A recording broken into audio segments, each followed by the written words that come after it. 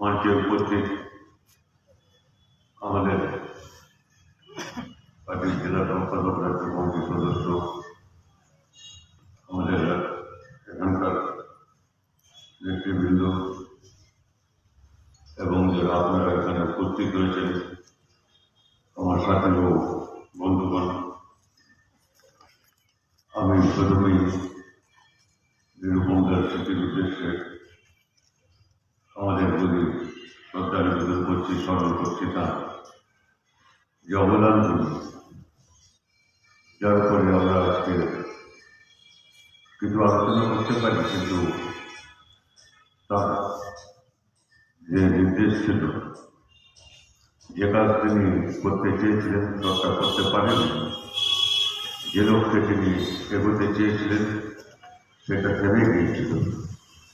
আমাদের প্রথম কাজ হওয়া উচিত তার কাছ থেকে, তার জীবন থেকে, তার সংগ্রাম থেকে শিক্ষা নিয়ে সেই কাজ এগিয়ে নিয়ে যাওয়া সম্ভব। এখন যা এখানে লেখা হয়েছে যে আমাদের এই যে বর্তমান আক্রান্ত সময়ে প্রতিরোধের পথ যা লেখা আছে ভিতরে, সে বিষয়ে আমাকে এই আজকে স্মারক বক্তৃতা নিরুপমদার স্মরণে বলতে বলা হয়। আক্রান্ত সময় এটা বলার খুব একটা বোঝানোর কিছু ব্যাপার আছে সেরকম না, তবে মনে করা দরকার এক সময় যে এই সময়টা কিরকম সময়। কোনো সময় আগের সময়ের সঙ্গে মেলে না, সময় দাঁড়িয়ে দিল, সময় যেহেতু চলছে সেহেতু আরো নতুন নতুন সময়ে আমরা যাব, যদি থাকবো, সেহেতু আমাদের একটু পিছন ফিরে দেখতে হয় যে কি সময়টা আমরা পেরিয়েছি আর কোন দিকে আমাদের যেতে হবে সেটা বুঝে নেওয়ার জন্য। সেখানেই আছে প্রতিরোধের প্রশ্ন, সেই বিষয়ে আমাদের কিছু কথা বলতে হবে। এখন আমি প্রথমে মনে করি যে আর 3-4 দিন পরে আপনাদের যাই হোক এই অল্প দিন বাকি আছে, বছরটা বদলে যাবে, আমরা নতুন বছর, ইংরেজি বছর সেখানে পৌঁছব। এবং সেটা হচ্ছে খেয়াল রাখুন যে বিংশ শতাব্দীর প্রথম 25 বছর যদি আমরা বলি 4 ভাগ করে, সেটা শেষ হবে, আমরা তারপরের 25 বছরে পৌঁছব। এই একটা সন্ধিক্ষণ এখন যে আমরা এই একবিংশ শতাব্দীর 25 বছর পার করে আমরা তার পরের 25 অর্থাৎ 50-এ যাওয়ার জন্য, এই শতাব্দীর অর্ধেকে পৌঁছবার জন্য আমাদের দিন শুরু। আমি খুব সংক্ষেপে আপনাদের মনে করি যে 25 বছরে যে শেষ পর্যন্ত নিরুপমদা ছিলেন তার দেখেছেন যে তিনি করেছেন, তাদের সঙ্গে পার্টি আপনারা সবাই করেছে। সেই সময়ের কতগুলো খুব সংক্ষিপ্ত কয়েকটা কথা আমি বলতে চাই। প্রথমত হচ্ছে এটা একবিংশ শতাব্দী, এখানে বোধহয় এরকম কেউ নেই যারা বিংশ শতাব্দীতে জন্মগ্রহণ করেন, গত শতাব্দীতে। এরকম প্রায় সবাই আমি যা দেখতে পাচ্ছি, 2-1 ব্যতিক্রম থাকতে পারেন, কিন্তু মোটামুটি যারা বিংশ শতাব্দী শেষ, যাই হোক তারপরে একবিংশ শতাব্দীতে এসছে। এইটাও একটা সময় ছিল, এই সময়টা সেই শেষ 25 বছর একটা সময়, আর এখনকার 25 বছর এই শতাব্দী, এটা একটা সময়। মূল পার্থক্যগুলো কোথায়, কোন সময়? যখন আমরা আক্রান্ত হচ্ছি, যখন আমাদের উপরে আক্রমণ বাড়ছে, সমগ্র মানুষের জনতার উপরে, আমাদের দেশবাসীর উপরে এই আক্রমণ কেউ বাকিনি, যার ফলে এই আক্রান্ত হচ্ছেন না যারা, সেরকম কেউ বাকিনি। আমি খালি আপনাদের আমি ধরে নিচ্ছি এখানে আমাদের অনেকেই আছেন পার্টি সদস্য। আমি ধরে নিচ্ছি যারা পার্টির সদস্য নন তারা আমাদের পার্টির সমর্থক, বৃহৎ সমর্থক।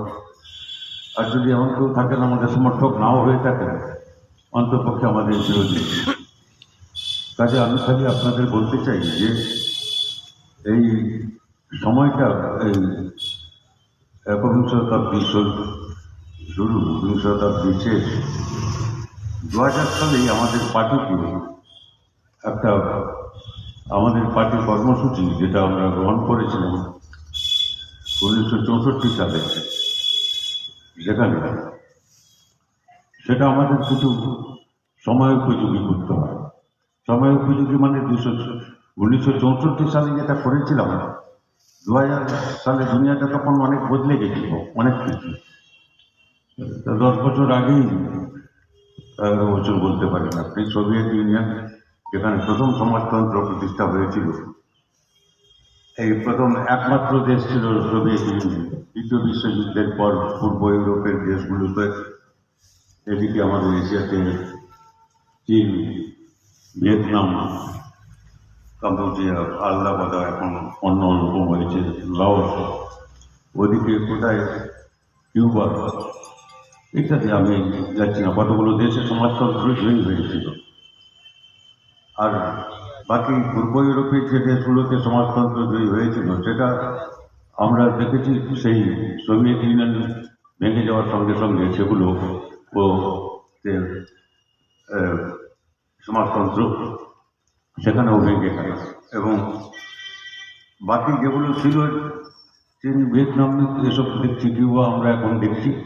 আচ্ছা, আরও কয়েক দেশ আফ্রিকাতে আছে, লাতিন আমেরিকাতে আছে, আমি সেসবে যাচ্ছি না, কিন্তু তারা লড়ছেন, লড়াই ময়দানে আছে এবং তারা আক্রান্ত, এবং তারা আক্রমণকে মোকাবিলা করে রুখে দাঁড়িয়ে আছে। কিন্তু সেই সময় আমরা মনে করেছিলাম যে এই সময়টা ঠিক 64 সাল নয়, 1964 না। আর তাই আমরা ঠিক করেছিলাম যে 2000 সালে আমাদের পার্টির কর্মসূচি যেটা আছে সেটা কিছু সময় উপযোগী করতে হবে, এই বর্তমান সময় উপযোগী করতে হবে, এবং সেটা আমরা করেছিলাম। আমাদের সর্বভারতীয় স্তরে বিশেষ সম্মেলন হয়েছিল তিরুবনন্তপুরমের কেরলে। আর সেখানে 2020 সালে আমাদের এখন যে কর্মসূচি আমরা নিয়ে চলি সেটা হচ্ছে আমাদের সময় উপযোগী করার পর যে কর্মসূচি আমরা নিই। সুতরাং সময়কে বিচার করতে হয়, যে সময়ের মধ্যে আমরা আছি সেই সময়টাই যখন আপনি বিচার করেন তখন আপনাকে একবার পিছনের দিকে তাকাতে হয়, একবার সামনের দিকে তাকাতে হয়। যে কোনো রাস্তায় চললেই তা করতে হয়। আপনি এখান থেকে বেরিয়ে যদি সামনের দিকে চোখ না রাখেন তাহলে ওদিক থেকে যে গাড়ি আসছে তার চাপা পড়া কিন্তু অসম্ভব নয়। যদি আপনি পিছন দিকে খেয়াল না রাখেন, পিছন থেকে গাড়ি আসছে, তাহলে কথার কথা বলছি আমি, তাহলে আপনাকে চলতে হয় সবসময় ডাইনে বাঁয়ে দেখে, সামনে পিছনে দেখে, এইরকম করে আমরা চলি। আমাদের এই পথ চলার ব্যাপারটাও সেরকম, দীর্ঘ একটা পথ চলা। সেই দীর্ঘ পথ চলার আমাদের একটা লক্ষ্য আছে, সমাজতন্ত্র। সমাজতন্ত্র আমরা বলেছি যে সমাজতন্ত্র আমাদের মতো দেশে, যেগুলো উন্নত পুঁজিবাদী দেশ ছিল পশ্চিমের দেশগুলো, সেখানে কোথাও সেই অর্থে যাকে বিপ্লব বলা হয়, গণতান্ত্রিক বিপ্লব ইত্যাদি, যাই হোক, সোভিয়েত ইউনিয়ন তারপরে যেখানে এই বিপ্লব সফল হয়েছিল, সেখানে কোথাও সমাজতন্ত্র গড়ে তোলার কাজটা যে সম্পূর্ণ হয়েছিল তা আমরা বলতে পারি না। আমাদের দেশে আমরা যা পরিস্থিতি বিশ্লেষণ করে বলেছিলাম যে এখানে আমাদের সমাজতন্ত্র করার আগে একটা ধাপ ফেরোতে হবে, এটা গণতান্ত্রিক বিপ্লবের স্তর। সেই গণতান্ত্রিক বিপ্লব, যাকে জনগণতান্ত্রিক বিপ্লব বলা হয়, এইটা আমাদের সেই স্তরটা ফেরোতে হবে। কিন্তু লক্ষ্য সমাজতন্ত্র, এতে কোনো সন্দেহ নেই। তারপরে যখন সমাজতান্ত্রিক বিপ্লবের পর কী হবে সেসব এখন সব কেউ ঠিক করতে পারবে। তখন ঠিক করতে হবে, যখন আমরা সেই স্তরে যাব। আমাদের কিছু সাধারণ ধারণা আছে। আর কয়েকটা দেশে যেখানে সমাজতন্ত্র হয়ে তারপরে সেখান থেকে প্রতিবিপ্লব হয়েছিল, কি যাই হোক, পূর্ব ইউরোপের দেশগুলোতে যেরকম, সেসব দেশে দ্বিতীয় বিশ্বযুদ্ধের পর সমাজতন্ত্র প্রতিষ্ঠা হয়েছিল, কিন্তু নেই আছে, সোভিয়েত ইউনিয়নের নেই, ভেঙে গেছে। রাশিয়ার কথা আপনারা বলছেন, তাকে আমি বলতে পারি না যে তারা সাম্রাজ্যবাদী রাষ্ট্র, তা না, কিন্তু তারা একটা পথে চলেছে যেটা সমাজতান্ত্রিক পথ নয়। যাই হোক না কেন, আমাদের সেই স্তর আসবে যখন আসবে, এখন আমাদের খেয়াল করতে হবে যে ঠিক কোন সময়তে আমরা আছি, সেটা আগের সময় থেকে কি আলাদা। সময় এত দ্রুত বদলায়, এক এক সময় সময় তো বদলায় ঘড়ির কাঁটা চলে। এটা আপনার আমার ইচ্ছার উপরে নির্ভর করে না। আমরা ঘড়ি দেখি, এটা কোনো সন্দেহ নেই, ক্যালেন্ডার দেখি, ডায়েরি দেখি, দেখি আজকের দিনটা কি, আজকের তারিখ কত, বর্তমান সময় কত, আমার ট্রেন আসবে কখন, এসব আমরা দেখি। আচ্ছা, এই যে যখন সকাল হয় তখন আমরা ঘড়িতে টাইম দেখি, সকাল কি আমরা ঠিক করে দেখি, কিন্তু আমাদের ক্যালেন্ডার থেকে ঠিক হয়েছে, ঠিক উল্টো কথা। প্রকৃতিতে যখন পৃথিবীটা একবার ঘুরে যায় চারপাশে, তখন দিন বদলে, আমরা সেই তারিখটা লিখে রাখি বড় বড়, এর বেশি কিছু না। এটা একটা নিয়ম, প্রকৃতির নিয়ম, তার মধ্য দিয়ে এই সময় বদলে। এটা সময়টা আস্তে আস্তে যাবে, চুপচুপে তারিখ কি বদলে যাবে, মনটা কি বদলে যাবে। আসলে সময় যেভাবে বদলায়, সে আপনার আমার ঘড়ি বা ক্যালেন্ডার দেখে, যাই হোক ওইসব দেখে বদলায় না, ও আপনা আপনি বদলায়, ওটা প্রকৃতি। এটা হচ্ছে বস্তু জগৎ যা চারপাশে আমাদের আছে, এবং সে তার সব নিয়ম আমরা জানি না। আমরা প্রত্যেক দিন অনেক জিনিস জানি, নতুন কথা, কিন্তু আমাদের অনেক জিনিস অজানা। এই পৃথিবীর কি জানি আমরা, অনেক কথা জানি ঠিকই। এই যখন সূর্য চন্দ্র গ্রহ তারা নক্ষত্র এগুলো সব নাম ফাম দেওয়া হচ্ছিল, তারপরে একটার পর একটা আবিষ্কার হচ্ছিল, এমনকি চাঁদ ঘুরে এলো, চাঁদে গিয়ে কেউ সেখানে দাঁড়িয়ে হেঁটে এলো, এখন সেখানে যাওয়ার জায়গায় এখন অনেক স্টেশন তৈরি হয়েছে। যাই হোক, সেসবে আমি যাচ্ছি না, কিন্তু হয়তো আমরা আগের চেয়ে একটু বেশি জানি, কিন্তু অনেক জিনিস আমাদের অজানা আছে, সেটা আমাদের খেয়াল রাখতে হবে। যে আমরা বিচার করি যেরকম একবার সামনে যেতে হবে কোন দিকে, সেটা ঠিক করি যে পেছনে যেটা ফেলে এলাম তার অভিজ্ঞতা থেকে, তার থেকে আমরা সামনে এগোই। নিরুপমদাকে যখন আমরা স্মরণ করছি, তখন নিরুপমতার সময়টা আমাদের খেয়াল রাখতে হবে, আর মনে রাখতে হবে যে এখন নিরুপমদা নেই। আর আপনাদের কি, আমাদের যারা আমরা তার সঙ্গে কথা বলতে পারতাম, আলোচনা করতে পারতাম, নিষ্পত্তি করতে পারতাম, ঠিক করতে পারতাম যে কি করতে হবে, সেটা স্মরণ করা দরকার। সেই প্রেক্ষাপটে এই জন্য কাউকে স্মরণ করা হবে। আমরা এই শতাব্দীটার শুরুতেই আমি বললাম 2000 সালে আমরা বদলেছিলাম আমাদের কর্মসূচিকে, ওই আগের সময়কার অভিজ্ঞতা থেকে আমরা বদলেছিলাম। তারপরে আমাদের খেয়াল রাখতে হবে যে, যেটা আমি আগে বললাম যে 10 বছর আগে, তার এইটা 90 সালে, 90-91, 1990-91 গত শতাব্দীর এই সময় সোভিয়েত ইউনিয়ন, মহাশক্তিধর সোভিয়েত ইউনিয়ন, যারা জার্মানি দখল করেছিল, যারা ওখানে গিয়ে বার্লিনের রাইখস্ট্যাগে লাল ঝান্ডা তুলে দিয়েছিল প্রথম দ্বিতীয় বিশ্বযুদ্ধে, সেই সোভিয়েত ইউনিয়নটাই ভেঙে গেল। এবং সেখানে তার পাশাপাশি যে পূর্ব ইউরোপের রাষ্ট্রগুলো ভেঙে গেল, এইসবগুলো তার 10 বছর আগেকার কথা। সেই প্রেক্ষাপটে আমাদের লক্ষ্য আমরা ঠিক করেছিলাম, সেই আক্রমণ মোকাবিলার জন্য আমরা সেই প্রস্তুতি কী করে নিতে হবে, সেসব আমরা তার 10 বছর আগে নিই। এখনকার সময়টা ওই সময়ের সঙ্গে সব এক নয়। ওই সময়টা আমরা ফিরিয়ে এসেছি নানা দিক থেকে, দিকে ঝুঁকেছে, সেটা দেখতে হবে।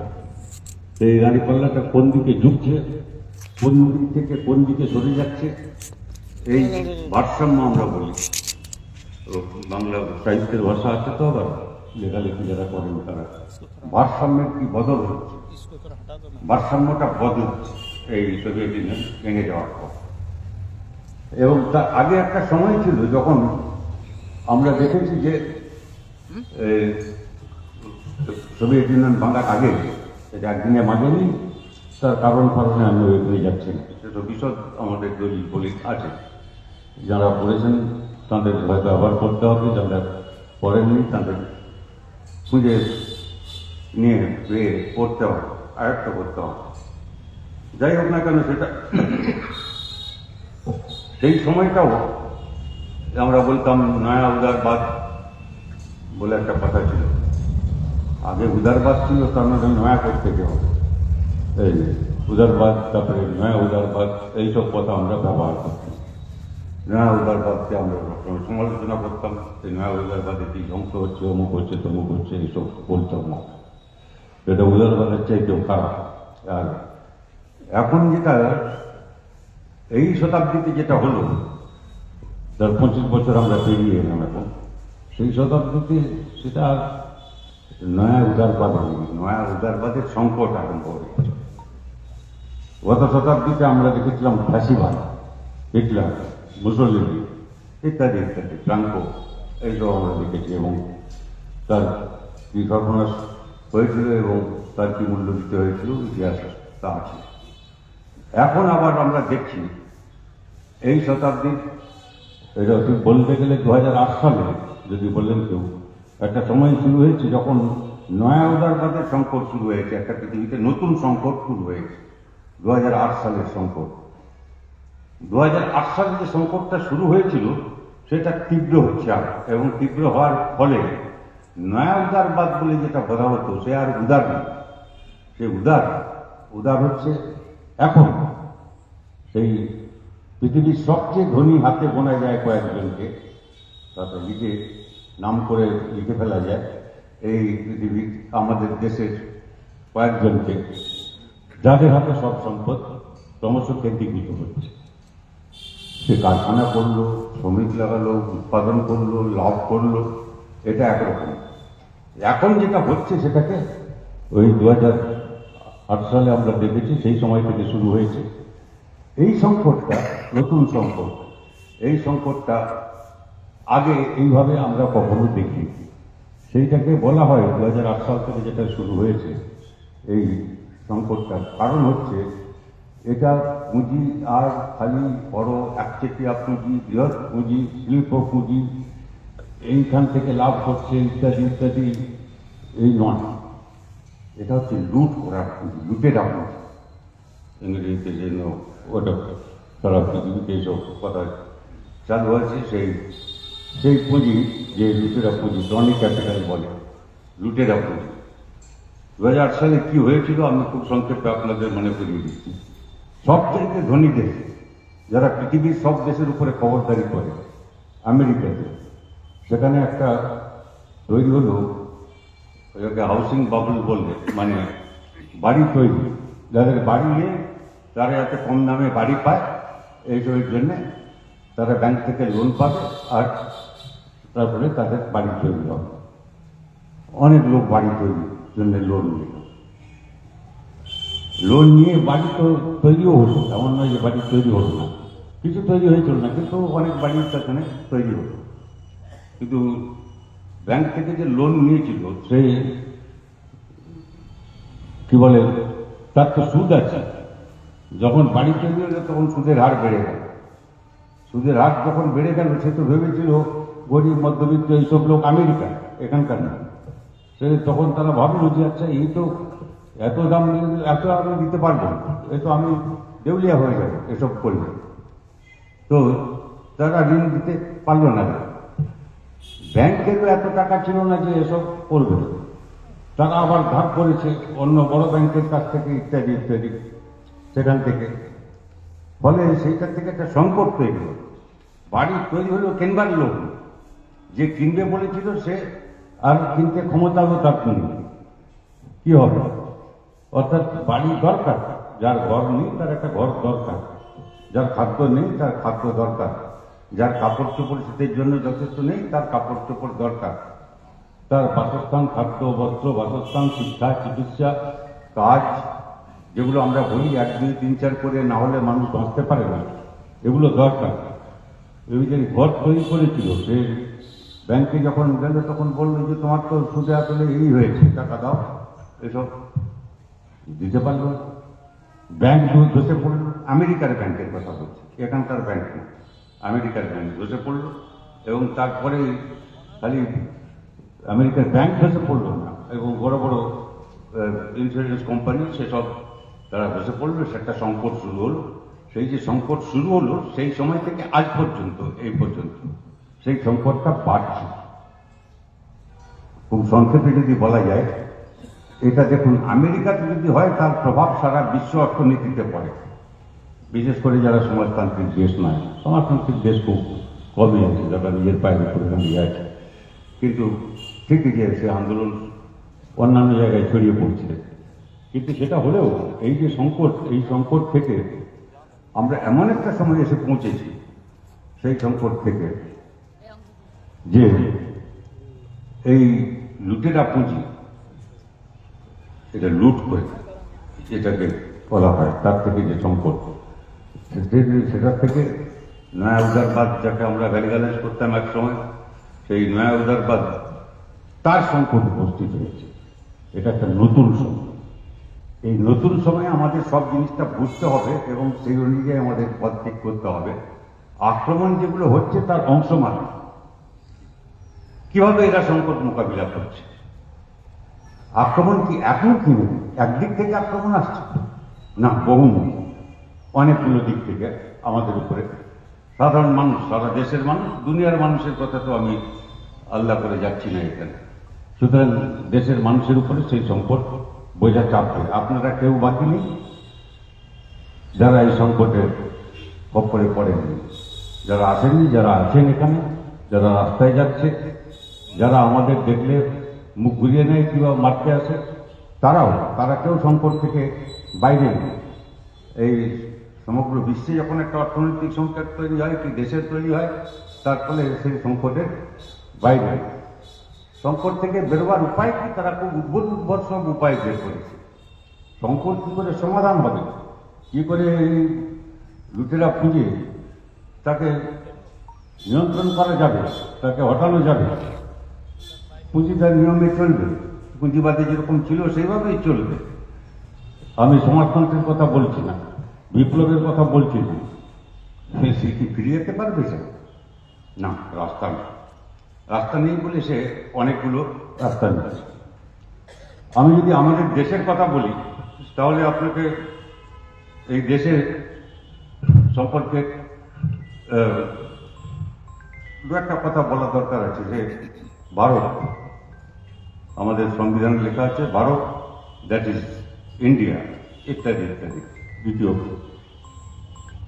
প্রথম পৃষ্ঠাটা সংবিধান যে কেউ খুললে দেখতে পাবে।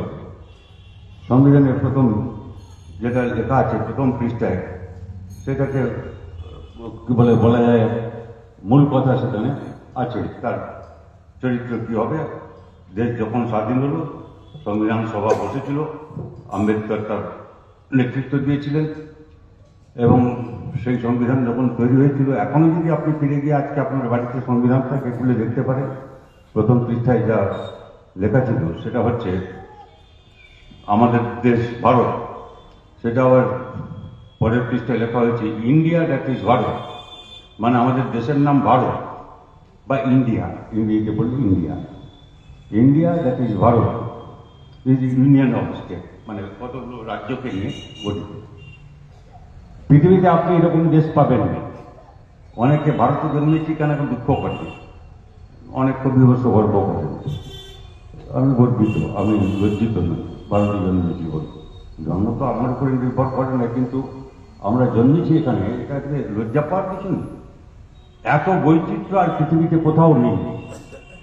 এত ভাষা, এত সংস্কৃতি, এত রকম ব্যাপার আপনি কোথায় পাবেন? পৃথিবীর আরেকটা দেশ দেখাতে পারবেন যেখানে এই ভারতে কত রকম ভাষা আছে যদি আপনি হিসাব একটা আমাদের সীতারাম ইয়েচুরি, ওর নাম সীতারাম, তো কিন্তু উনি সীতারাম কোনো রাস্তায় যাননি, রামায়ণের রাস্তায় যাননি, কিন্তু যাই হোক উনি যখন কত বছর প্রয়াত হলেন, জীবনাবসান ঘটল, কম বয়স আমাদের মধ্যে, আমি তো আমার চাইতে 4 বছর কম ওর বয়স, কেউ তো ভাবিনি ও যাবেন, যাই হোক কিন্তু উনি অসম্ভব মেধা ছিল। এই যে জওয়াহরলাল নেহরু ইউনিভার্সিটি যেখানে আছে সেখানে উনি যে রেজাল্ট করেছিলেন সেটা আমি যাচ্ছি না, কিন্তু সেই উনি ওর কিছু লেখা তার পরের মাসে, নভেম্বরের মাসের পরে আবার আমরা 1 মাসের মধ্যে আমাদের তখনকার যে আমাদের কেন্দ্রীয় কমিটি প্রকাশ করেছিল, মার্কশিট বলে আমাদের পত্রিকা আছে, তার পুরনো লেখাগুলো, সেই পুরনো লেখা থেকে আমি একটা হিসাব আপনাদের দিতে চাই বুঝবার জন্য দেশটা আমাদের কেমন এবং সেই দেশটা মানে এই যে বৈশিষ্ট্য, কত ভাষার লোক ভারতে আছে, কত ভাষা কেউ বলতে পারবে? চট করে বলতে পারছেন, কারণ ভাষা মানে এই নয় যেগুলো খালি লেখা হয়। অনেক ভাষা আছে যার কোনো লিপি নেই, যাতে অ আ ক খ নেই, এবিসিডি নেই, সেগুলো লিপি নেই, সেগুলো ইংরেজিতে ডাইরেক্ট বলে, কথায় কথায় চলে, কথা বলা হয় সেই নিয়ে, কিন্তু লেখালেখি করা যায় না। এইসব একটা হয়েছিল, উনি একটা হিসাব দিয়েছিলেন যে সেটা 2010-এর হিসাব অবশ্য, কিন্তু সেই হিসাবটা পরে আমরা দেখছি যে শেষ সেন্সাস হয়েছিল, এটা 21 সালে তো সেন্সাস হয়নি আমাদের এখানে, 20-21-এ, এও প্রথম এই মোদী রাজত্বের পরে আমরা দেখছি যে সেন্সাসই হলো না, সিএ এনআরসি এইসব হলো, সেন্সাস হচ্ছে না। এখন আপনারা দেখছেন এই যে কি এসআইআর ভোটের জন্য কি হচ্ছে সব কাণ্ড আপনারা দেখছেন, সেটা আমার আপনার কাছে গল্প করার কোনো দরকার নেই, আপনারা নিজেরা নিজেদের এলাকায় বুঝতে পারেন। আপনার ভোটার লিস্টে নাম থাকবে কি না সেইটাই নিয়ে এখন চিন্তা।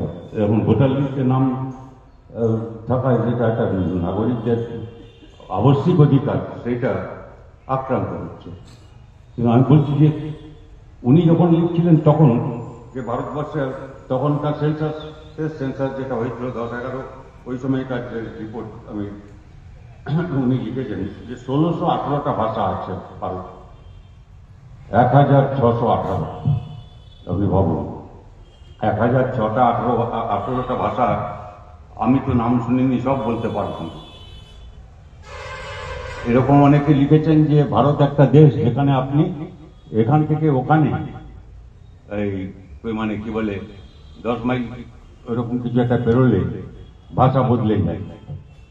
আপনাদের জেলার অভিজ্ঞতা নেই, আপনি অন্যটা ছেড়ে দিন, আপনি যে এলাকা থেকে এসছেন সেই এলাকার আপনার অভিজ্ঞতা নেই, কত রকম ভাষা আছে, কত রকম মানুষ। মাইক্রোফোনে কি গোলমাল হচ্ছে নাকি, নাকি জোর হচ্ছে না কম হচ্ছে? কম হচ্ছে, শোনা যাচ্ছে? জোর করে বললে শোনা যাবে? ঠিক আছে, আমি জোর করে বলতে পারি। হ্যাঁ, ওর মাইক্রোফোনে মাইক যাচ্ছে না ওইদিকে, ওই চোংটা হ্যাঁ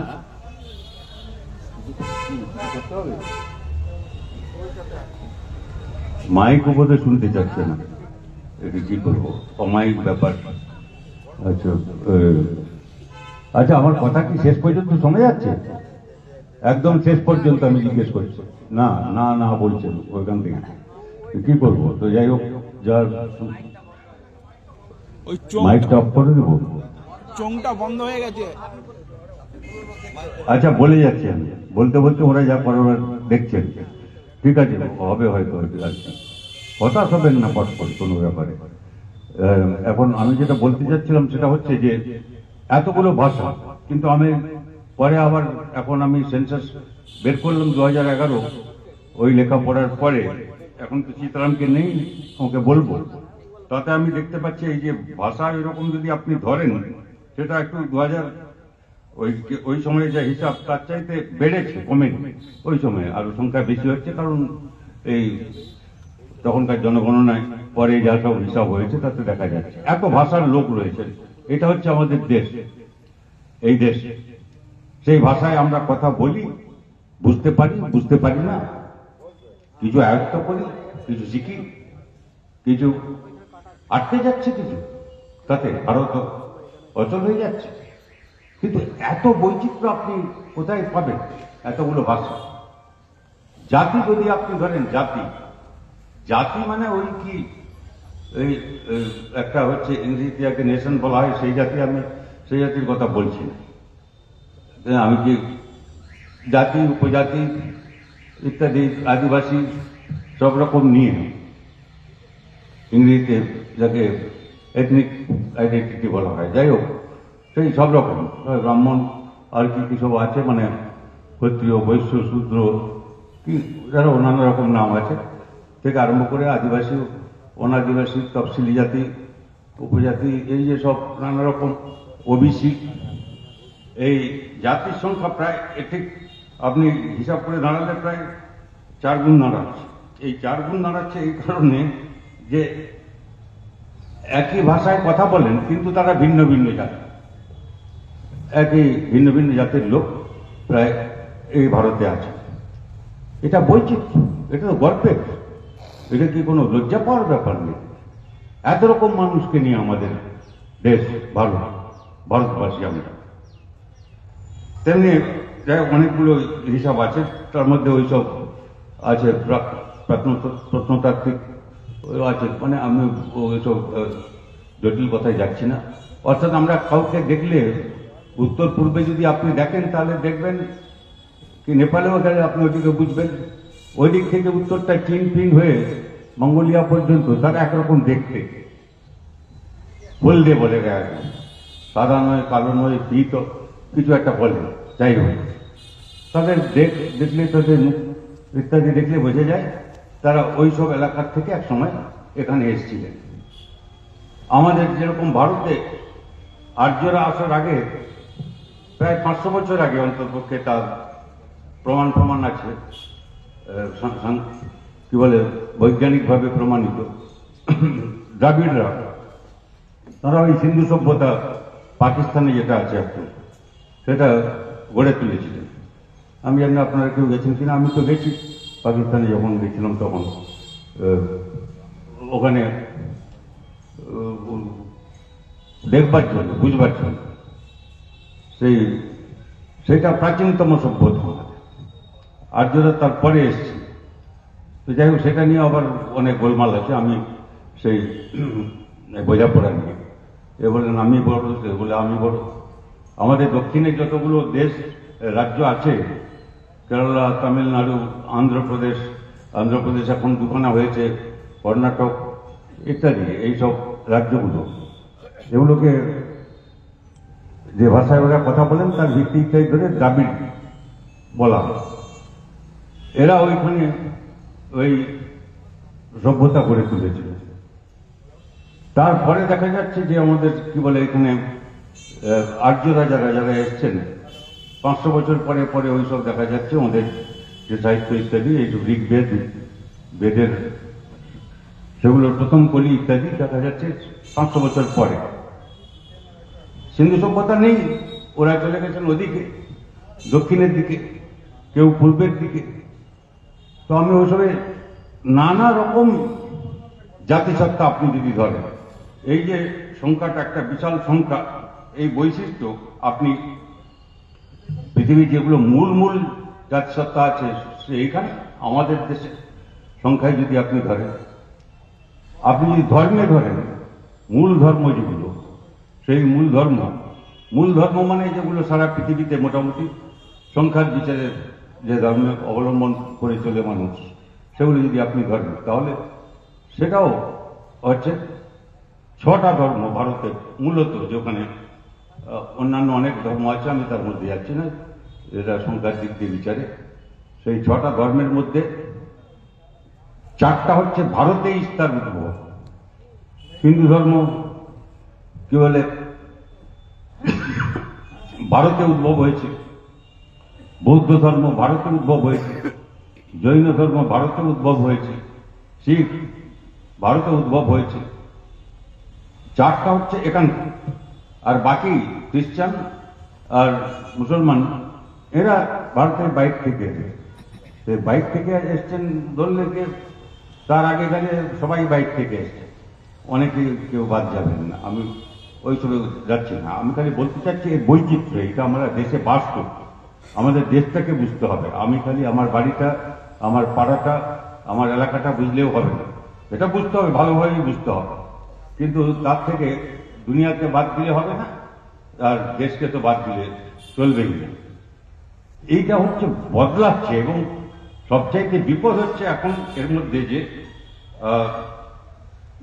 উৎসব কত, তাতে কত, ক্যালেন্ডারে কত ছুটি, ওইসব হিসাব টিসাব উনি দিয়েছে।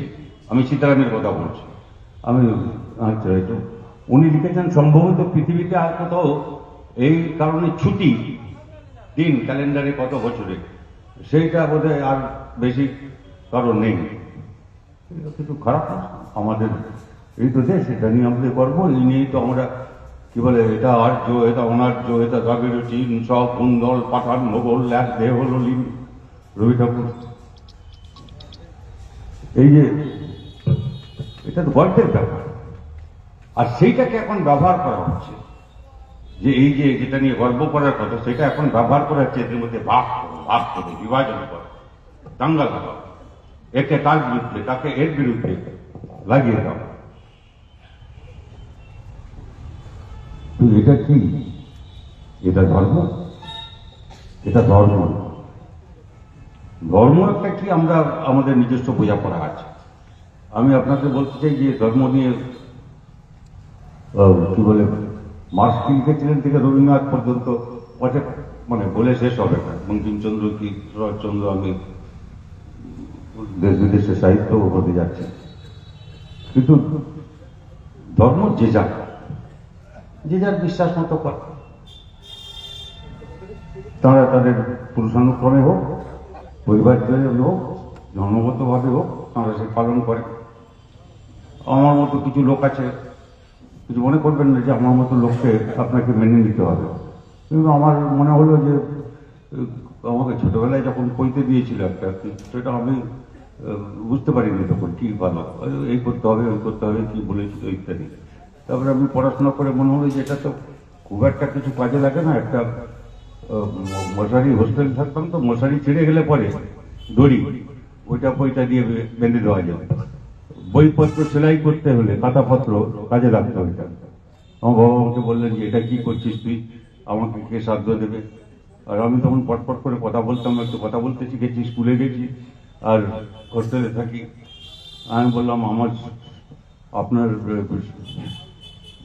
সাধ্য হলে আপনার কি হবে, আপনার তাতে কি লাভ আছে, কি আমার মনে হয় যে আমি তার সাধ্য দিয়ে কিছু কারো কিছু হয়। যা উনি, আমি কথা বলছি এরকম এরকম অনেক লোক আছে। আমি বলছি এটা এইসব কারণে যে এইসব নিয়ে বিভাজন, দাঙ্গা কেন? কারণ এটা এখনকার ব্যাপার খালি না। আপনি উপনিবেশ ব্রিটিশ শাসন যখন ছিল তখনই ছিল ভাগ করো আর শাসন করো, দেশ তো ওরাই ভাগ করে গেছে, ভাগ করে যায় না। তখন কারা কোন পক্ষে ছিলেন এসব কি আমরা ভুলে যেতে পারি নাকি? আজকে যখন এসব ঘটনা আমরা দেখছি, তখন আজকের কাগজেও দেখছি আমি, আর এখানে খালি না, ওই আমি বাংলার তো বটেই, এপার বাংলায় ওপার বাংলায় যা ঘটছে, আসামে যা ঘটছে, নেপালে কিছুদিন আগে দেখেছি, তার সীমান্তে দেখছি আমরা একদম পশ্চিম পর্যন্ত আমাদের যা ঘটছে, কি হচ্ছে? আমরা নির্বন্ধাকে স্মরণ করতে পারি এইসব কথা ভুলে গিয়ে? উনি কি আমাদের এই শিক্ষা দিয়েছিলেন, না এর বিরুদ্ধে লড়েছিলেন? তাহলে কেন স্মরণ করছি যদি আমরা সেটা আজকে না বুঝে এর বিরুদ্ধে রুখে না দাঁড়াই?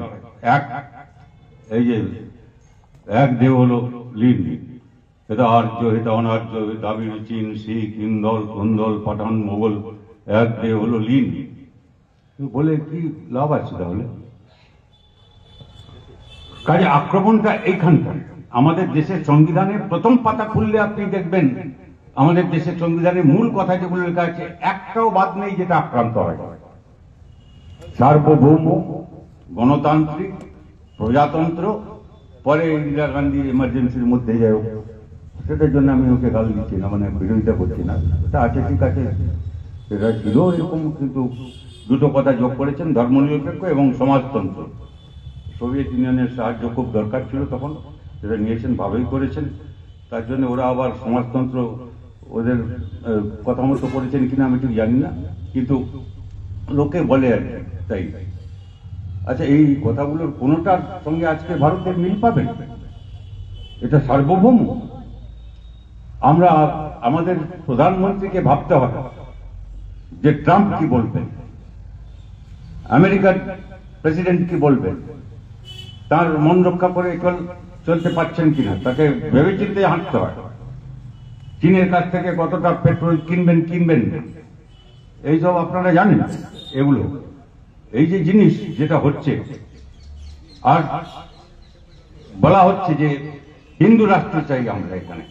এই যে হিন্দু, এটা হিন্দুদের রাষ্ট্র খালি? এত জাতিসত্তা, এত ভাষাভাষী, এত বৈচিত্র্য আমাদের দেশ, তাকে একটা তাদের রাজত্ব, তাই তা তো বলা হয়নি। ওখানে হচ্ছে সার্বভৌম, গণতান্ত্রিক, প্রজাতন্ত্র, তিনটা, আর তার সঙ্গে দুটো কথা যেটা আমি বললাম, ধর্মনিরপেক্ষ এবং সমাজতান্ত্রিক।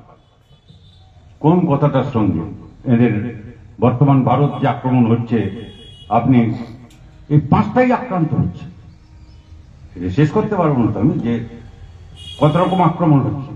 কিন্তু সংবিধানের মূল ধারার প্রত্যেকটা অংশ 1, 2, 3, 4, 5 করে এইটা প্রথম পৃষ্ঠা থেকে এই জিনিসটা আক্রান্ত হয়েছে। ইউনিয়ন অফ স্টেটস মানে রাজ্যগুলোর ইউনিয়ন, এই যে রাজ্যগুলোর অধিকার চলে যাচ্ছে। এই মুখ্যমন্ত্রী যিনি আমাদের এখন পশ্চিমবাংলার, ইনি তো ডেকে এনেছিলেন বিজেপিকে, কেউ ভুলে যাবেন না এসব, ভুলে যান অনেকে এসব কথা, কোনো জবাব দিয়েছেন না। উনি বললেন আমি গেছিলাম ওখানে, RSS এর ওখানে ওরা খুব ভালো লোক, আমি ওদের ডেকে আনবো, নিয়ে আসবো এখানে। এসব তো শুনেছেন আপনারা, আমার বয়সে যারা আছেন, আমার চেয়ে কম বয়সেও আছেন, বেশি বয়সে তাদের তো কথাই নেই, তাদের আমার শ্রদ্ধা। কিন্তু আমি বলছি যে এসব কথা তো ওরই, ওর দলটা রেজিস্ট্রি হয়েছে তো ওদের দিয়ে, দলের রেজিস্ট্রেশন, ওই যে ঘাস ফুল, পদ্ম ফুল আর চিলা আছে ওদের, আর ঘাস ফুল, এই ঘাস ফুল তো সিম্বল পেয়েছেন ওদের জোরে। RSS, রাষ্ট্রীয় স্বয়ংসেবক। এখনো যদি আসেন, যে কোনো সময়, আমি বিরোধী দলের নেতা যখন ছিলাম তখন আমি 2-3 বার আমি চিহ্নিত করেছিলাম যে যখন মোহন ভাগবত এখানে আসছেন, তিনি তো রাষ্ট্রের কেউ না, তিনি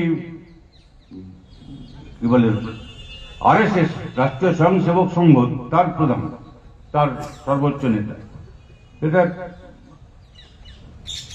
মুখ্যমন্ত্রী ওর সঙ্গে, এখানে বিজেপির সঙ্গে সব অনেক বলে যাচ্ছে, আর ওখানে উনি ফল খান, এই খান, ওইটা সব ঠিকঠাক পাঠালো কিনা পুলিশকে দিয়ে, আমাদের অফিসারদের দিয়ে ওখানে খবর নেন, এবং সেটা কাগজেও বেরিয়েছে। আমি বলছি তো এরকম না যে খবরাখবর, সম্পর্ক ভালোই আছে।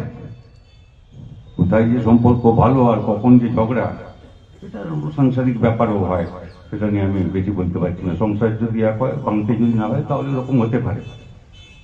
একই সংসারের লোক, একদম এক সংসারের আমি বলছি না, কিন্তু তাই, কিন্তু যা হচ্ছে গোলমাল যেখানে, এই যে বাংলাদেশে এখন যা হচ্ছে, সেটাকে আমি এদের দোষ দিচ্ছি না, কিন্তু বাংলাদেশে যা হচ্ছে এখন আপনারা দেখছেন প্রত্যেক দিন কাগজ, আজকেও কাগজে পড়লে আপনি দেখবেন এখানে কি বলে, আসামে কি হয়েছে, বাঙালি খেদাও, এটা আগে হয়েছিল, আবার এখন দেখছি আমরা খুন করা হচ্ছে, হত্যা করা হচ্ছে ওখানে এপাশ। আর এটাই তো হচ্ছে মুরগি লড়াই, বাধাও, লড়াই বাজিয়ে দাও, তাহলে এই মানুষের বিরুদ্ধে লড়বে। যারা এক লড়াইয়ের ময়দানে আছেন, একসঙ্গে এসছেন, একসঙ্গে চলেন, একসঙ্গে হাঁটেন, আপনার প্রতিবেশী এ তার দিকে দেখে সন্দেহ করবে, ও তার দিকে দেখে সন্দেহ করবে, সর্বনাশা কাণ্ড। আক্রমণ কোথাও বাকি নেই, আপনার জনজীবনে আক্রমণ নেই, বেকারি বাড়ছে না, যাদের কাজ ছিল তাদের কাজের নিরাপত্তা আছে। সব বেসরকারীকরণ হচ্ছে না এখানে শিল্পাঞ্চলে। একে বোঝার কোনো দরকার আছে যে শিল্পেতে কি হবে। এই যে কোল ইন্ডিয়া, ওরা জানেন না যে কি, আপনারা জানেন, আপনারা আমার চাইতে বেশি জানবেন কি হচ্ছে, কোনখানে আক্রমণ বাকি। আমাদের অর্থনীতি আক্রান্ত, আমাদের সার্বভৌমত্ব অর্থনৈতিক আমি বলছি, সেটাও আমাদের নেই। বেকার বাড়ছে এবং আমাদের সংকট বাড়ছে, সমস্ত ক্ষেত্র জুড়ে আমাদের সংকট বাড়ছে। মানুষের মধ্যে বিভাজন তৈরি হয়েছে। নারীর সম্মান কোথায় আছে আজকে? জাতি উপজাতি অন্যান্য তাদের কথা তো বাইরে দিলাম, সে আগেও ছিল কম বেশি, এখন সেটা একটা উগ্র আকার নিচ্ছে।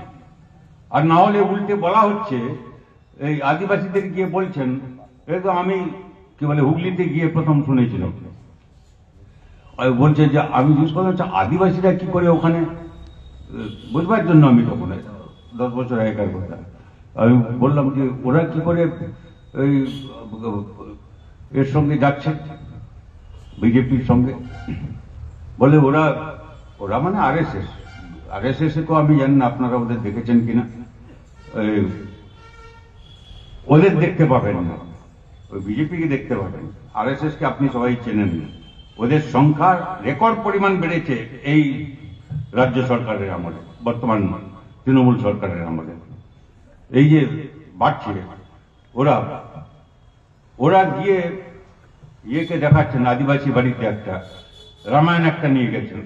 আমাদের রামায়ণে ওই ছবি আছে, কি বলে রাম কিরকম, রাম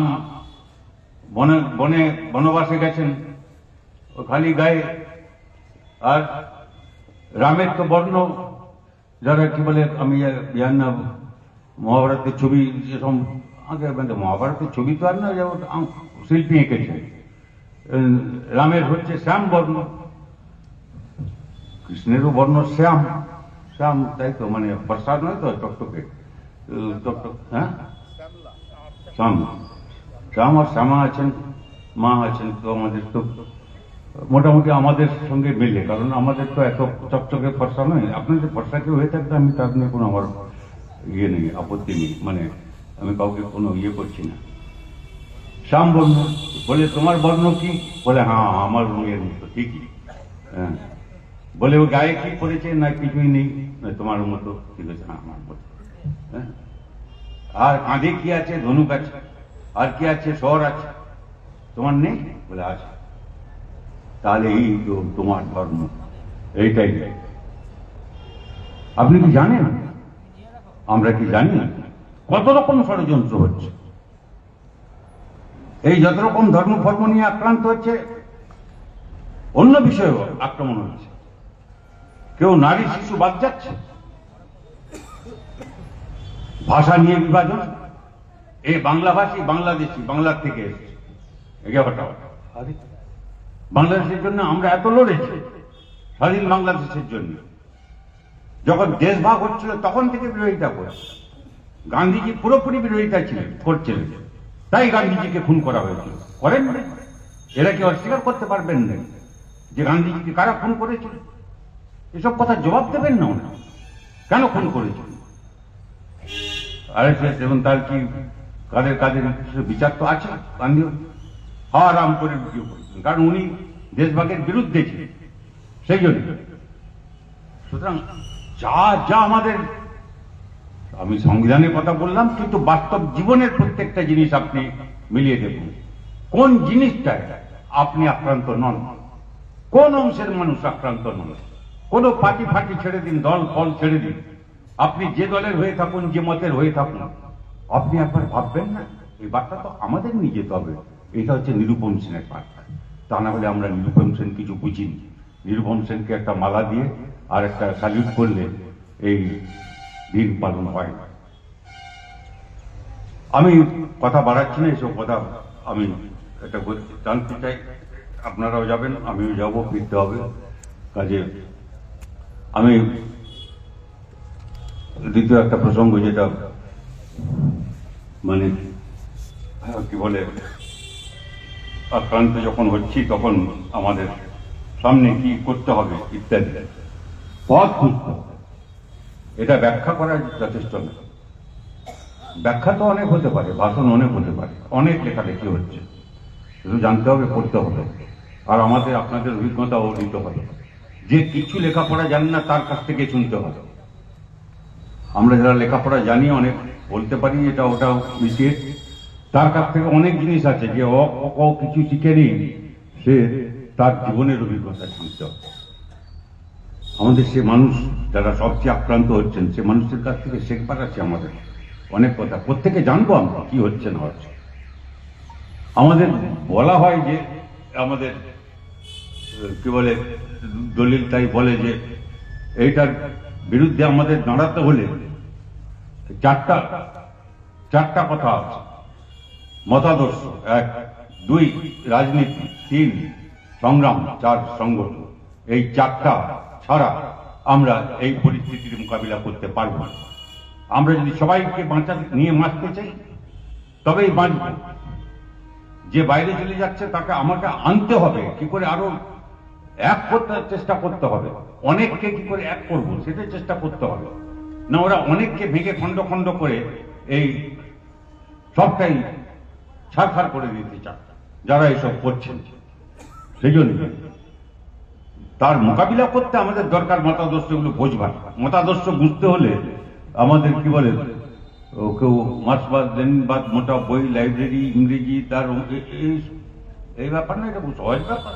মানে সহজভাবে কি এই কথাগুলো গরিবেই বলতে পারে, যে খেটে খায় সেই তো বলে তার কথা। ওরা ওর কথা শুনেছে, সেই শ্রমিকদের কথা, খেটে খাওয়া মানুষের কথা, তাদের কৃষকদের কি যন্ত্রণা হচ্ছে, ক্ষেত মজুর কি অবস্থায় আছে, কৃষক, ধনী কৃষক, কৃষক এসব আছে নাকি? ক্ষেত মজুর মানে খালি ক্ষেত মজুরি করে গ্রামে যারা আছে, আমি জানি গ্রাম থেকে যারা এসছেন তারা বলতে পারবে, শহরের কথা আমি বলছি না। ক্ষেত মজুরি যারা করেন, সে কিছুক্ষণ ক্ষেত মজুরি করলো, তারপরে আবার একই দিনে 3 ঘন্টায় ওখানে আরেকটা জায়গায় সে শ্রমিক হয়ে যাচ্ছে। যে গরিব চাষি ছিল সে এখন জমি হারাচ্ছে, যে মাঝারি চাষি ছিল সে তার অবস্থা খারাপ হচ্ছে। এমনকি ধনী চাষি, এদের অবস্থা খুব ভালো না। গ্রামে একটা নব্য ধনী বলে একটা বেরিয়েছে, তাদের ধনী চাষি বলে না, তাদের ফুলে পেঁপে তাদের বাড়ছে সব দিক দিয়ে। বিশাল আক্রমণ হচ্ছে আমাদের। মানুষের যদি ক্ষমতা না থাকে, মানুষের যদি কাজ না থাকে, বেকারি ইত্যাদি ইত্যাদি এই যদি হয়, আর আমি বললাম এই সব বৈষম্যের সঙ্গে নারী বৈষম্য, তার প্রত্যেকটি জায়গায় আক্রমণে নারীরা আক্রান্ত হচ্ছে।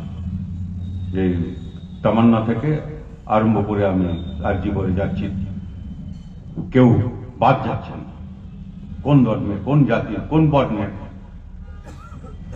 নারী পুরুষ কে বাদ যাচ্ছে আক্রমণ থেকে। কথা বলবো একটু চিন্তা করে বলতে হচ্ছে আর কি, যে মানে সব কথা সব জায়গায় বলা যায় না, মাইক্রোফোন থাকলে আরো বলা মুশকিল, কিন্তু সত্যি কথার কথা বলতে হবে।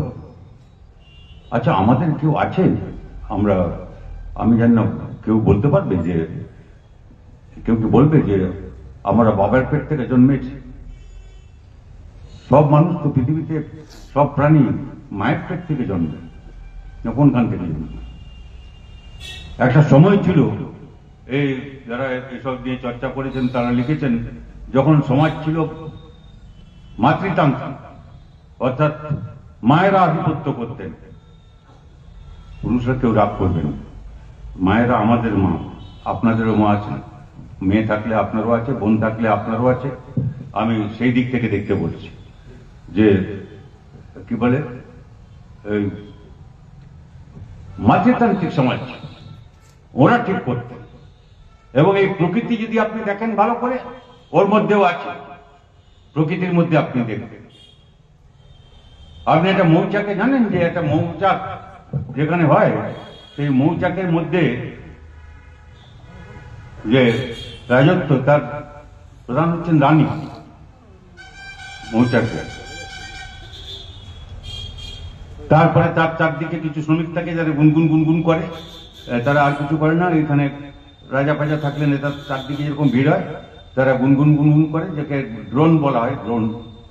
এই ড্রোন ওই ড্রোন না, এই যে যুদ্ধের ড্রোন হচ্ছে সেই ড্রোন না, ওই ড্রোন ভাষাটা ওইখান থেকে এসছে, ওই যে শব্দ করে ওটা গুনগুন। আর শ্রমিকরা আছে, তারা বাইরে গিয়ে এখানে গাছপালা থেকে এসব মধু নিয়ে আছে, আর এখানে জমা হয়, তারপরে স্তূপ হয়। প্রকৃতি, সমাজ আমার চোখের সামনে আমরা দেখছি। এই যে বৈষম্য মানুষের মধ্যে, এই দেশকে পিছিয়ে রাখে, এগোতে পারবেন না আপনি, এই এদের বাদ দিয়ে আপনি এগোতে পারবেন। আর এরা এসব আরম্ভ করেছে কি, এই মাতৃভূমি, পিতৃভূমি, জন্মভূমি, মানে হচ্ছে তোমার জন্মভূমি এখানে, আর তোমার ধর্মটা হচ্ছে ভারতের মধ্যে ওই চারটা যেটা বললাম তার বাইরে অন্য কোথাও, তাহলে তোমার এখানে থাকবার জায়গা নেই। কি মানে এসব জায়গা হচ্ছে সার্বিকভাবে যে আক্রমণটা হচ্ছে, সর্বাত্মক বহুমাত্রিক, ছড়াচ্ছে, প্রতিরোধ কি কমছে? না, আমাদের অভিজ্ঞতা বলে না। প্রতিরোধ হচ্ছে, মানুষ বুঝছেন, মানুষ বিচার করছে। আমাদের মানুষের কাছেই যেতে হবে, কারণ মানুষকে বাদ দিয়ে কিছু হয় না। মার্ক্সবাদ লেনিনবাদী মার্ক্স করেছেন, অনেকে বলেছে, সবার উপরে, আমাদের দেশের কবি লেখেননি, বাংলার কবি, সবার উপরে মানুষ সত্য, তাহার উপরে কেউ হয়নি, লেখেন। তো সে মানুষ, তিনি কি পড়াশোনা, কি তার ডিগ্রি, কি তার দেখতে কিরকম, তা দিয়ে আমরা বিচার করি না। তাদের কাছ থেকে বললাম যে সবচেয়ে কম জানে, তার কাছ থেকে আমরা বেশি শিখি। তাদের কাছ থেকে আমরা শিখতে হবে, জানতে হবে, তাদের দৈনন্দিন অভিজ্ঞতা জানতে হবে, তাদের মনোভাব জানতে হবে। আর তার মধ্যে যে আগুন জ্বলছে, সে আগুন স্ফুলিঙ্গের মতো, সে আগুন জ্বালাতে হবে। জ্বালাতে মানে কাউকে ঘর পোড়াবার জন্য নয়, সে হচ্ছে এর বিরুদ্ধে প্রতিরোধ করে তোলার জন্য। প্রতিরোধের পন্থা হচ্ছে এখানে যে কথাটা বলা হচ্ছে, প্রতিরোধ মানে আমি যদি আক্রান্ত হই তাহলে আমি প্রতিরোধ করব, আমি কাউকে আক্রমণ করতে যাব না। আশা করি বোঝাতে পারব। অনেকে মনে করেন যে আমার এখন জোর আছে, আমি আক্রমণ করতে পারি, আমি কাউকে জোর করে কিছু একটা আদায় করতে পারি, আমি জোর করে ওকে বসিয়ে দিতে পারি। আমি বলছি না যে আমার হাত খুব পরিষ্কার, আমি তা বলছি না, কিন্তু আমি বলছি যে সেটা নয়। প্রতিরোধ মানে তা না। প্রতিরোধ মানে আমি আক্রান্ত হলে আমাকে প্রতিরোধ করতেই হবে। একজন ঘর পোড়াতে আসছে, একজন বাড়ি পোড়াতে আসছে, বাড়িতে আগুন লাগাবে আসছে, কি খুন করবে আপনার সামনে, আপনার ছেলেকে, স্বামীকে, কি স্ত্রীকে, কি কাউকে, আপনি চুপ করে দাঁড়িয়ে থাকবে? প্রতিরোধ।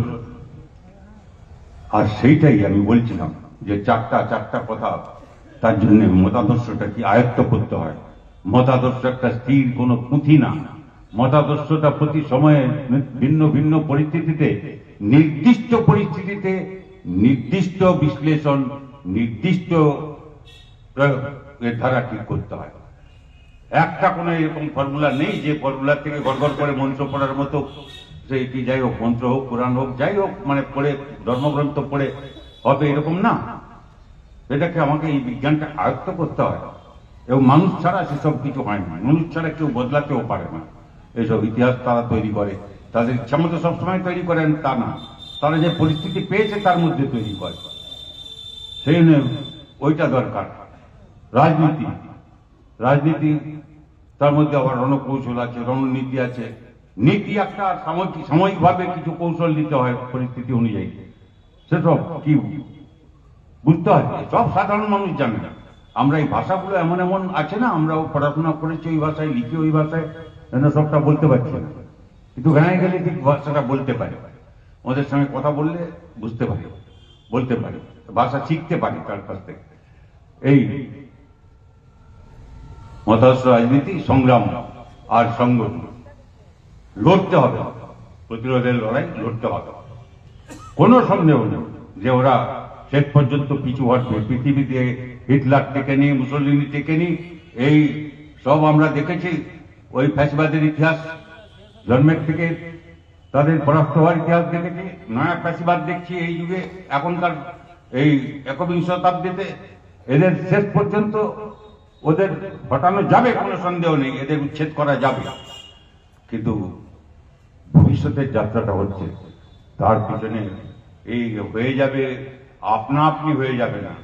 এই আমাদের মতাদর্শের উপরে ভিত্তি করে আমাদের রাজনীতি, সংগ্রাম, সংগঠন, এই সব সমস্ত মানুষের সংগঠন চাই, পাড়ায় সংগঠন চাই, পাড়ার জন্য শ্রমিকের সংগঠন চাই, ফ্যাক্টরি থেকে ফ্যাক্টরির বাইরে তার মাঝখানে যে বেকার তার সংগঠন চাই, যুবদের চাই, ছাত্রদের চাই, মহিলাদের চাই, কৃষকের চাই, দোকানদারের চাই, কাজ চাই না, যে যেখানে কাজ করেন কর্মক্ষেত্রে যারাই আক্রান্ত হচ্ছেন তাদের সবাইকে সংগঠিত করা মানে তাদের উপরে নির্ভর করে। সংগঠিত করা মানে আমি করলাম তারপরে আমি চালালাম এরকম নয়। এই জিনিসটা করতে পারব, এইটার উপরে নির্ভর করবে ভবিষ্যতের ইতিহাস। এবং সত্যি সত্যি যদি আমরা কি বলে এইসব নিরূপণদার স্মরণ সভায় নিয়ে যদি এখানে একটা আনুষ্ঠানিক ব্যাপার না হয়ে থাকে মনে করি, তাহলে এটা আমাদের গভীরভাবে এটাকে আমাদের আত্মস্থ করতে হবে, বুঝতে হবে, বোঝাতে হবে, জানতে হবে, করতে হবে এই কাজ। তার জন্য আমি অনেক কথায় যাচ্ছি না, সংগঠন শৃঙ্খলা অমুক তসুক। আমাদের আবার এটা সমস্যা আছে কি, আমাদের একটা কি নিয়ম আছে মোটামুটি, সেটা ঠিকই লেখা আছে, কিন্তু তাকে কে কিরকম মানে করে তাই ঠিক নেই আমাদের। সেসব আমি এখানে যেতে পারছি না, কিন্তু এটা খুব প্রায় যেহেতু লেখালেখি হয় আমার কথাটা মনে পড়ল। বলা হয় গণতান্ত্রিক কেন্দ্রিকতা বলে একটা সংগঠনের আমাদের একটা মূলনীতি আছে। গণতান্ত্রিক কেন্দ্রিকতা হচ্ছে একটা বিজ্ঞান দর্শন সম্বন্ধিত কথা, গণতন্ত্র কেন্দ্রিকতা। এখানে যদি কিছু গোলমাল হয়, কিছু বলতে হয় কাউকে মাইক থেকে, তো কাউকে বলতে হবে এখানে। মাইক থেকে বললেই কি সবাই করবেন নাকি? যদি মনে করেন যে হ্যাঁ ঠিকই তো বলছে, এটা করতে হবে, তো করেন। তখন এটা কেন্দ্রিকতা হতে পারে। মাইক থেকে আমি এখন বলছি, আপনারা কিছু বলছেন, খুব ভালো হতো যদি আপনারা আমাকে প্রশ্ন করতে পারতেন, ভালো হতো। সময় ইচ্ছে কম বলে আপনারা প্রশ্নপত্র পাঠাতেন, তারপরে আপনি চ্যালেঞ্জ করতেন, না আপনি ঠিক বলছেন না, আপনি এরকম বলুন, এটা কি আমাদের বলুন। কেন্দ্রিকতা গণতন্ত্র ছাড়া কেন্দ্রিকতা হয় না। গণতন্ত্র থেকে কেন্দ্রিকতাকে আলাদা করা যায় না। এই গণতন্ত্র কেন্দ্রিকতা পরস্পর বিরোধী একটা শব্দকে এর ঐক্য ও দ্বন্দ্ব এই তত্ত্ব দিয়েই বুঝতে হয়। যদি গণতন্ত্র না থাকে কোনো কেন্দ্রিকতার প্রশ্নই ওঠে, খালি কেন্দ্রিকতার সেখানে গণতন্ত্র বলে কিছু থাকে না। এই জন্য সংশ্লেষণ বলা হয়, সিনথেসিস ইংরেজি। এটাকে গালিগালাজ দিয়ে লাভ নেই, এটাই শৃঙ্খলা। আমরা চিরকাল এমনিতেই কাজ করি, কে কোথায় লেখা আছে কি তার উপরে নির্ভর করে না। আরো আমি অনেক কথা সেখানে যাচ্ছি না, কিন্তু আমি বলছি যে এই কতগুলো বিষয় আছে যেগুলো আমাদের সবাইকে করতে হবে। আমার তো বয়স হচ্ছে কাজে আমি মানে আমার মতো অনেকের বয়স হয়েছে যারা নেতা ফেতা ছিলেন আগে, কিন্তু চিরকাল নেতা থাকবেন, তাতে কিছু যায় না আসলে। পরবর্তী প্রজন্ম আছে, মাঝে মাঝে যা আমরা আছি তার পরবর্তী প্রজন্ম আছে। আমাদের তাদের দিয়ে যেতে হবে। আমরা কি দান করলাম তার উপরে তারা নির্ভর করবে না, তারা তাদের পথ চিনতে পারে, চিনে নিতে পারবে, বুঝে নিতে পারবে। কিন্তু আমাদের একটা দায়িত্ব আছে, আমার অভিজ্ঞতা তার কাছে বলে যাওয়ার জন্য। নতুন প্রজন্ম তারা মাথা তুলে যাতে দাঁড়াতে পারে, না হলে এই সময় এমন একটা পরিস্থিতি করা হচ্ছে, টিভি মিডিয়ার খবর কাগজ চ্যানেল অমুক এই কি মোবাইল থেকে আরম্ভ করে আর আইটি মানে ওইসব যাই হোক আমি এআই এইসব নানা রকম নাম আছে, যাই হোক বিভ্রান্তির সুযোগ আছে। সেই জন্য আমাদের অনেক কিছু করবার আছে। আমি খালি আপনাদের কাছে আবেদন করতে চাই, যারা আপনারা এখানে মিলিত হয়েছেন এই উপলক্ষে নিরূপম যাকে স্মরণ করার জন্য, কমরেড নিরূপম সেনের স্মরণ সভায় আমার খালি অনুরোধ থাকলো যে আসুন আমরা তাকে তার অসমাপ্ত কাজ সম্পূর্ণ করার জন্য আমি যেটুকু করতে পারি আমরা যেটুকু করতে পারি সেই লক্ষ্যে অনুসরণ করতে পারি, তার অবদানগুলি সেগুলিকে অসম্পূর্ণ থাকছে, সেগুলোকে আমি কিভাবে আজকের দিনে মাটিতে দাঁড়িয়ে করতে পারি, এই জন্যই আমরা কাউকে স্মরণ করি। সবাইকে তো স্মরণ করি না, কিন্তু করতে পারলে ভালো হতো। কিন্তু আমি বলছি যে এটা আজকের দিনের এইটাই হোক আমাদের প্রধান লক্ষ্য। কখনো আবার দেখা হলে বুঝতে পারবো, এবং তখন আমার দৃঢ়ভাবে বিশ্বাস থাকে আপনাদের জেলার যে ঐতিহ্য আছে, আপনাদের এখনকার ইতিহাস, এখনকার সংগ্রামের ইতিহাস, এখনকার খবরাখবর ইত্যাদি নিয়ে আমি বলতে পারি যে আপনারা এগোচ্ছেন, এই জেলার মানুষ এগোচ্ছে। কমরেড নিরূপম সেন যেখানে কাজ করেছেন সেই জেলার মানুষ এগোচ্ছে তার ছাড়াই, তার শিক্ষা নিয়ে, তার সেই লক্ষ্যেই এগোচ্ছে, এবং তারা জিতবে। কারো সাধ্য নেই মানুষের এই জয়যাত্রার গতি পথ রোধ করতে পারে, সে সাধ্য কারো নেই, এই আত্মবিশ্বাস নেই। আমি আবারও কমরেড নিরূপম সেনের স্মৃতির প্রতি আমার শ্রদ্ধা জানাচ্ছি, লাল সালাম জানাচ্ছি।